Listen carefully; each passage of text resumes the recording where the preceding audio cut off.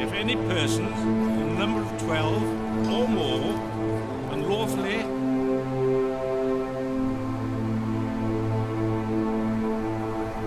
wirelessly and tumultuously assembled together to the disturbance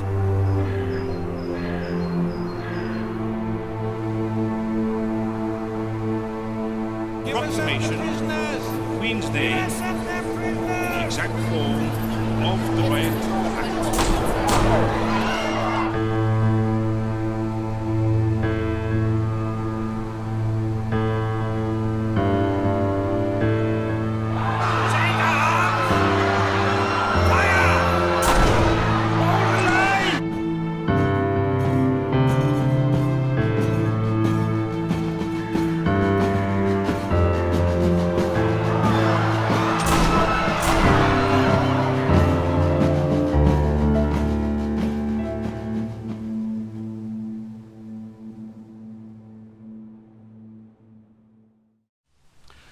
My name is Ian Black and I'm the Dean of Newport Cathedral.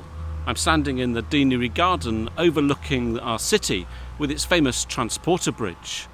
A short step from here is the route that 4,000 Chartists took to walk into the city centre on the 4th of November 1839. It's in the churchyard that my predecessor conducted the burials of those who were shot. The struggle for universal suffrage, for democracy, is a long one and continues today. Those who hold power always need to be held to account, and the best know that political office is first and foremost one of service, not status. It's a position of trust to advance and uphold the common good, the good of all people and their flourishing. Today's Chartists would rightly ask what kind of society we want to be, and how do we bring that about? One thought on this. We've heard a lot recently about abusive messages online, in the post, and threats being made. The other week, another MP was murdered. We need to be kinder to one another and think about how something will land at the other end before pressing send. That does not mean we can't ask critical questions, scrutinise policies or call out injustice. Democracy needs these to happen. But abuse always crosses a line, and recognising the humanity of those we disagree with opens doors rather than slamming them in another's face. Hate speech is destructive of political debate and no substitute for it. A culture of fear closes down democracy, it does not open it up. The Chartists' march ended in violence. There is a better way for those in power and those who want to challenge them to go about. Let us commit to being kinder, to promote justice in word and deed, to set the example. As Michelle Obama said, when they go low, you go high. So as we remember the Chartists, their struggle for justice and democracy, let us honour their legacy by building the New Jerusalem. One brick in that structure is a kinder society, a kinder country, and a kinder political debate. On this night, the 4th of November 1839, all the respectable people living in the houses around this cathedral would have closed and shuttered their windows and locked their doors. They would have been waiting in fear and dread for the sound of the marchers they knew were advancing on Newport from the Black Domain, the wild iron and coal towns of the valleys to the north. They had heard the rumours about the unrest there and the wild ideas of mob rule that were being preached on the hillsides to wild, uneducated and ungovernable people. And these wild men did march to Newport through the storm and rain of the night of November the 4th, 1839. Hundreds and hundreds of them, armed, soaked to the skin, many drunk, and all desperate.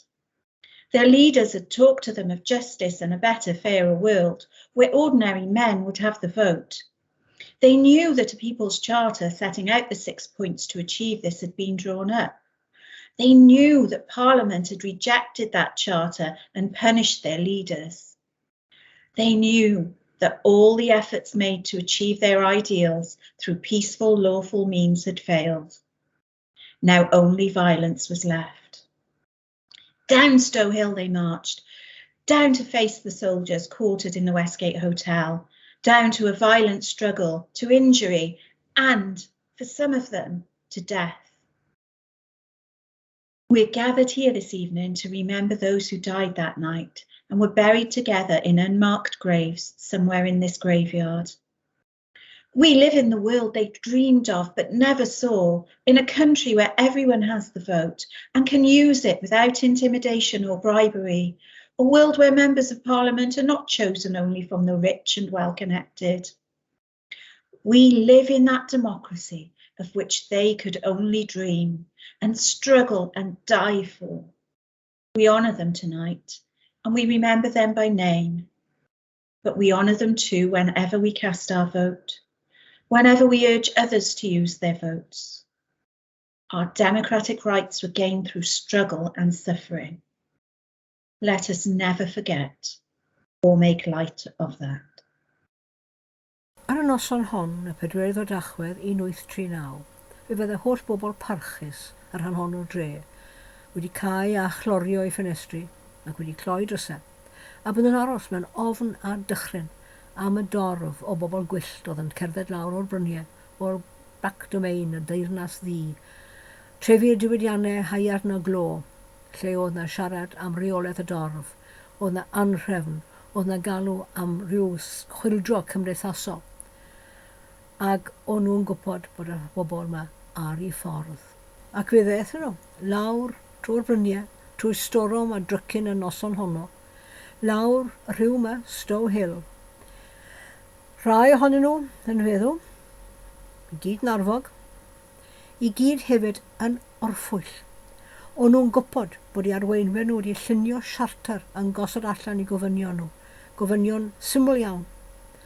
Ac o'n nhw'n gwybod bod y Senedd wedi gwrthod y gofynion hynny, mwy nag unwaith.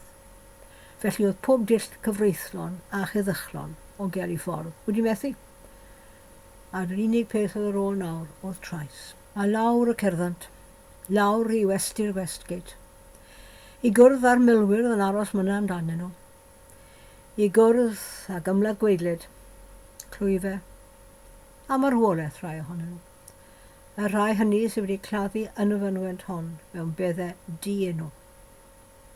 Ond ni yma heddi i anrhydeddu nhw, y dynion gwyllt hynny, i gofio nhw wrth eu henwau. Oherwydd i ni'n byw y myd i breuddwydio nhw, i ni'n byw yn y byd democrataidd, welon nhw fyth mohoni, byd i breuddwydio nhw. Ac ni'n cofio nhw wrth eu henwau, ac i ni anrhydeddu nhw, heno, yma, ar y 4 o Dachwedd. Ond i ni anrhydeddu nhw hefyd, pan ni'n bwrw'n pleidlais, a pan ni'n annog eraill i bleidleisio hefyd. Enillwyd yn hawliau ni, trwy ymladd, trwy aberth. Na foed i ni fyth anghofio na bychanu hynny. These are the names of the Chartists who were shot dead outside the Westgate Hotel on the 4th of November 1839. There were certainly other unknown Chartists who succumbed to their wounds elsewhere. Abraham Thomas, a collier of Blaenau, Isaac Thomas of Nantaglow, William Williams of Cwmtillery, David Morgan, a tinker of Tredegar, John Morris, a miner, William Aberdare, John the Roller of Nantaglow, John Codd, David Davis of Winehelligen, Bryn Mawr, Di Davis, son of the David Davis, William Evans, a miner of Tredegar, William Faraday, a collier of Blackwood, John Jonathan of Blaenau, William Griffiths of Merthyr, Lodge number 657, Robert Lansdowne, Rhys Meredith of Tredegar, Evan Davis, a collier, John Davis, a carpenter of Pont-y-Wynydd, Private Williams, a deserter from the 29th Regiment of Foot. George Shell, an 18-year-old apprentice carpenter from Pontypool. May the past sacrifices made by the Chartists to gain justice, liberty, and the right to vote always remain a valued gift for us today. In remembering the Chartists, as we do in Newport every year around this time, I'm always reminded that the increases of freedom and the advancements in our human rights were not always achieved by war or by revolution or even by national leaders, but often by the persistence and the dedication of ordinary men and women. And the Chartists who took part in the Newport Rising of 1839 didn't set out to be heroes, but they fought for their right to vote and for the People's Charter because they could just see no other way to secure decent living and working conditions. And these Chartists were our local heroes, and we must never forget their sacrifice, not least at this time when it often feels like our democracy is fragile. I'm very proud to be one of the inheritors. The Chartists were the forerunners of the labour movement, of the valleys and of Newport, and I'm proud that in Newport we continue to honour their sacrifice and their contribution to our democracy. My name is Ruth Jones. I'm the Member of Parliament for Newport West. And I just want to share a little bit about the importance of democracy and what it means to me, because it's so important to remember and celebrate the Chartist Rising as we are in November. But we remember the Chartist Uprising of 1839 as a key part of our history here in Newport. Thousands of people marched to seek democracy and for the right to vote. And during that march, 22 Chartists died for that right. From the Chartists to the suffragettes, and not forgetting anti-racist and anti-fascist organisations, it's vital we remember and learn from these important movements of history, and we continue to protect our democracy so that everyone has the right to vote. Democracy should protect the interests of all people regardless of their race, gender, sexuality, religion, political opinion or financial status. My job as a Member of Parliament is to stand for democracy and make sure that my constituents in Newport West are heard in Parliament, and I vote on behalf of my constituents with their best interests in mind. I intend to continue to do this despite the tragic murder of my colleague Sir David Amos recently. We will not be cowed by the mindless violence and aggression of a very tiny minority intent on suppressing our democratic rights. Like our predecessors before us, the Members of Parliament today will continue to fight for the freedom of speech and democratic freedoms. Today we celebrate Newport Rising. We learn from it and we continue to fight for and protect our democracy. I'm Jane Bryant and I'm member of the Senate for Newport West. As with every year, we commemorate the Chartist Rising, which happened on this day in 1839 in Newport. We remember the tragic events which happened at the Westgate Hotel and those who came in the dark to pay tribute to their loved ones. But Chartism is not just about one day, it's a movement which we are proud of here in the city of Newport. As Gillian Clark writes in her poem, "Then came, at last, that shift of power, one spoonful of thin gruel at a time, from strong to weak, from rich to poor, from men to women, like a grudged gift."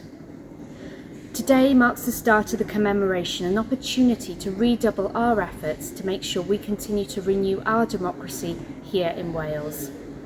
In the most difficult of circumstances, we were able to hold our Senedd elections earlier this year. Within the backdrop of a pandemic, it was a real but important effort to ensure that people could use their vote in a safe way, to choose their elected representatives in the Senedd. It was the first election in Wales which had an extended franchise of 16 and 17-year-olds, and for foreign nationals who have made Wales their home were able to vote for the first time. A good step forward, but more to do.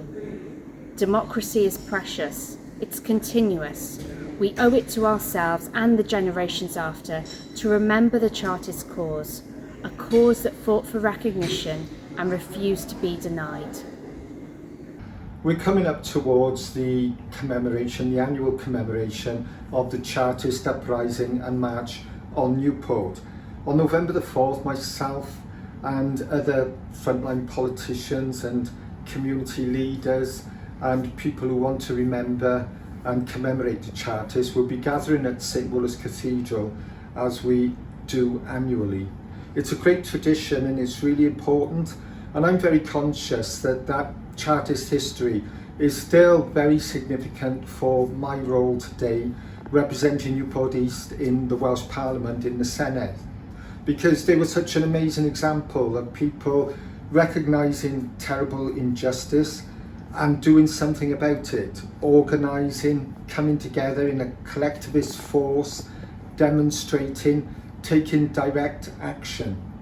And you know, all of those means of protest and direct action are still highly relevant today.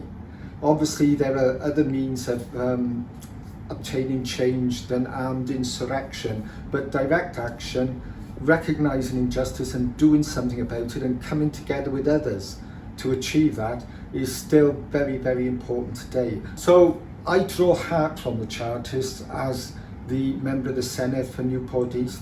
I remember their example, and wherever there is injustice, wherever there's unfairness and inequality, I look to how we can draw together with others to build campaigns, to involve partners, to build networks, to try and amplify our voices in dealing with whatever injustice it is. So certainly the Chartists are still highly relevant to us today, to my role as a member of the Senedd today.